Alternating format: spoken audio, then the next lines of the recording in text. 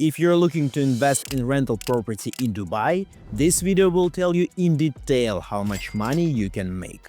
I'll show you how to quickly assess any property on a napkin, and then I'll walk you through advanced techniques that determine whether the investment is worth it. Because after helping lots of investors, we've noticed that many have a completely wrong idea of which units are the best for renting out and how much money you can really make.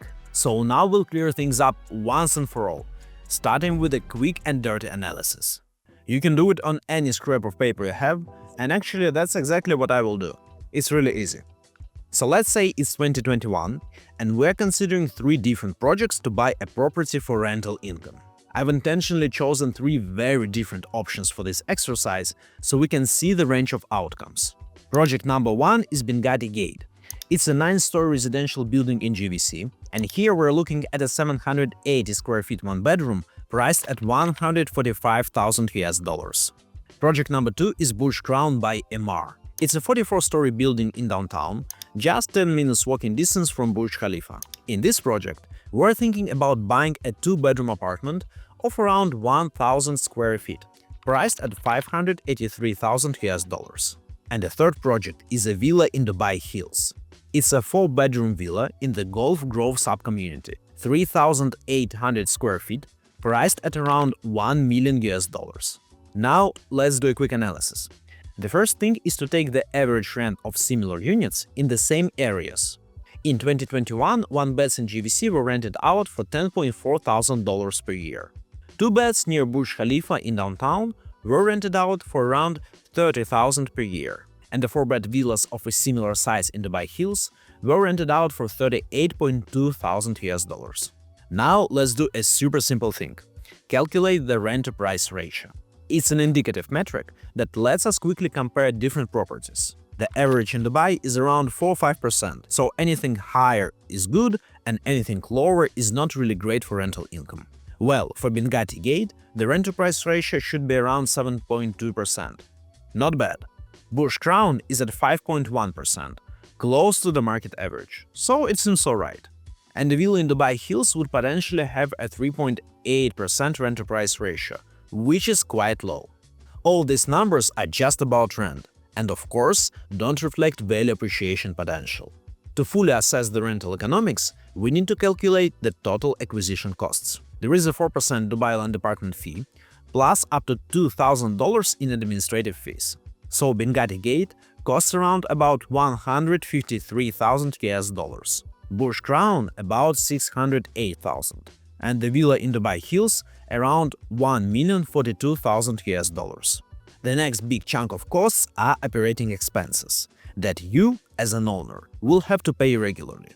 These include service charges, maintenance costs, management fees, housing fees, and utilities. Service charges vary from project to project. For Bengati Gate, it's just $3 per square foot, so about $2,300 total. Downtown is more expensive, and for Burj Crown it's $4.5 per square foot, about $4.5 thousand in total. Villas usually have lower service charges. In our villa case, it's about $1 per square foot, so $3.8 thousand total. Then maintenance. It's basically zero for Bengati and zero for Burj Crown, because in residential buildings, most general maintenance is covered by service charges, and inside the apartment, the tenant is responsible. Villas are a bit different, and as an owner you'll have to pay for maintenance. Overall, with this villa, we can expect spending around $5,000 a year. Management fees for long-term rentals are covered by the tenant, so for you it's zero. The same goes for housing fees and utilities. So the total annual operating expenses come to about $2.3 thousand for Bengati Gate and $4.5 thousand for Burj Crown. For the villa in Dubai Hills, it's $8.8 thousand. When we sum everything up, we have the following estimates. A 1-bedroom in Bengati Gate should bring a net rental income of about $8,000 US, giving a 5.3% yield. A 2-bedroom in Burj Crown should bring $25.5 thousand per year, which is 4.2%. That's lower than Bengati Gate. And the villa in Dubai Hills is the worst, $29.4 thousand in net rental income per year, which is just a 2.8% yield. So it looks like from a rental perspective, a villa doesn't make any sense. Downtown is better, and GVC is the best, right? Actually wrong. In reality, everything ended up very differently. By the end of 2024, 4 years later, a one-bed in Benghazi Gate brought its owner a total of $32.5 thousand in net returns. That's 21% rental income on invested cash. Bush Crown brought its owner just $39,000, which is not much for a $600,000 investment. That's only 6.5% cash-on-cash returns. And the villa in Dubai Hills got its owner $218,000, which is also a 21% cash-on-cash return, same as the Benghazi project. And that doesn't include value growth. If we add that, the owner made over $1 million net. But how did Bush Crown end up bringing less income than Benghazi Gate, which is 4 times cheaper? And how did Dubai Hills, which initially looked like the worst, got so much money to the investor? To answer this, we need to put aside the quick and dirty analysis and talk about more advanced things. First, speed of construction. It has a huge influence on how fast you start making money. And that's the main difference between the winners and the loser. Benghazi is known for delivering buildings fast. They are vertically integrated and keep all operations in-house, which lets them build faster than the competitors. Also, sometimes they start selling when the part of the building is already complete. In this project, Benghazi Gate investors rented out apartments in just 1 year after the sales launch.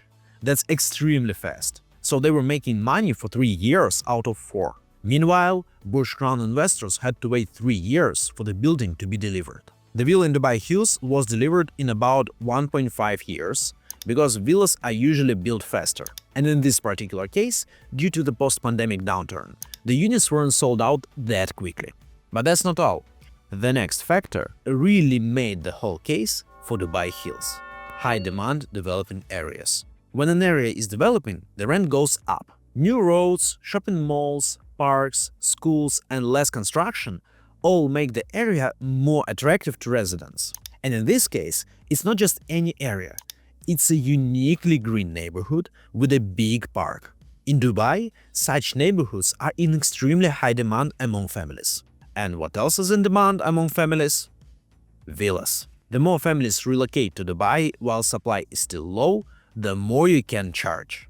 So this unit was a jackpot. Look at this graph showing the average rent of 4-bed villas in Dubai Hills. The rental prices there skyrocketed. So estimating area development potential based on demand is a must. But even in a bad area, you can find great rental properties, because quality matters. Here's one example: Al Furjan.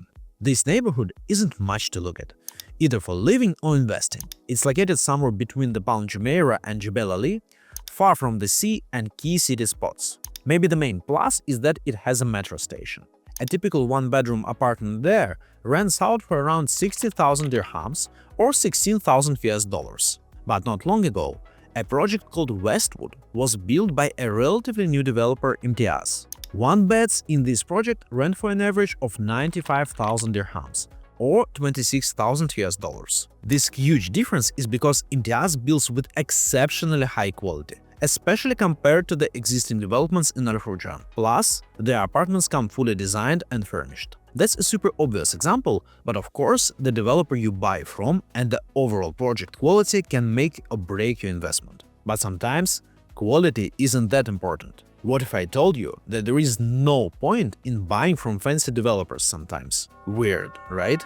But that can be the case with Airbnb Rentals. For many tourists coming to Dubai for a short stay, construction quality isn't the priority. Views and location matter more. Visitors normally look for properties in tourist areas like Marina, the Palm, downtown, or Blue Waters. Or, on the contrary, somewhere near the key commercial centers. That's why apartments in Shoba Heartland can have high occupancy rates. It's pretty close to downtown. One thing to note is the competition with hotels.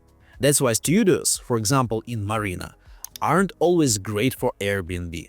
They compete with budget-friendly hotel rooms. Bigger properties, on the other hand, are more competitive. They are popular with families visiting Dubai and often more affordable than big or multiple hotel rooms. Renting out on Airbnb also changes your cost structure. First, you'll need to furnish the place.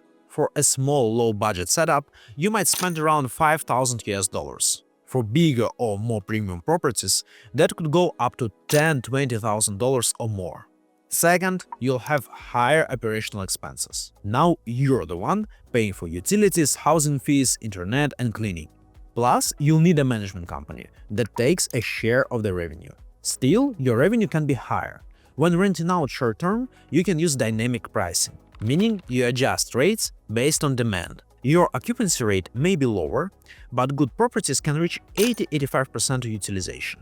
As a result, you can make 20–25% more net profit than if you rented the same property long-term. The main downside of renting out on Airbnb is that it's not stable, especially in crisis periods. So let's talk a little about stability. Look at these two graphs showing the average rent for two different types of units in Dubai Marina.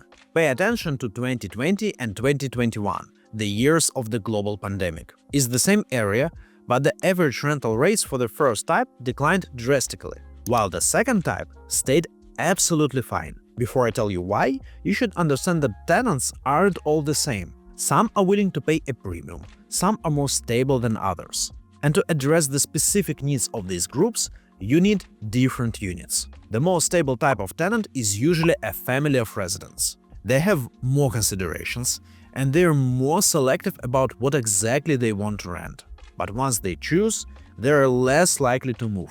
So families need bigger units. The first graph I showed you was about one-bedroom apartments, and the second one showed the rental rates for three-bedroom apartments in Dubai Marina. But there is the other side of the coin. Bigger properties usually have a worse rent-to-price ratio. For example, over the last 3 months, the average rent-to-price ratio in Dubai Marina was around 7% for one-bedrooms, while it was 6% for three-bedrooms. So you choose between higher returns or better stability. And it's not just about the number of bedrooms. Villas are more stable than apartments, and residential areas are more stable than tourist hotspots. Now that we've discussed stability, let's move to the final point. This is something that hugely affects the economics of the investment, but it's not obvious to many people. Payment plan. See, your payment plan isn't just about the convenience of paying a certain sum. It directly determines how much money you make.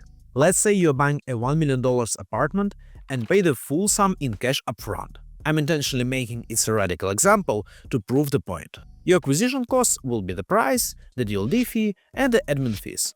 $1,042,000 total. Then the building is under construction, and in the first 3 years you get no rental income. In year 4, you rent it out and get $100,000 in income after service charges. That's your net rental income. So 5 years after the purchase, you've made $200,000 in total rental income. If you divide that by the amount you invested, you get 19% cash-on-cash returns, not including property value appreciation. Now let's compare this to a flexible payment plan.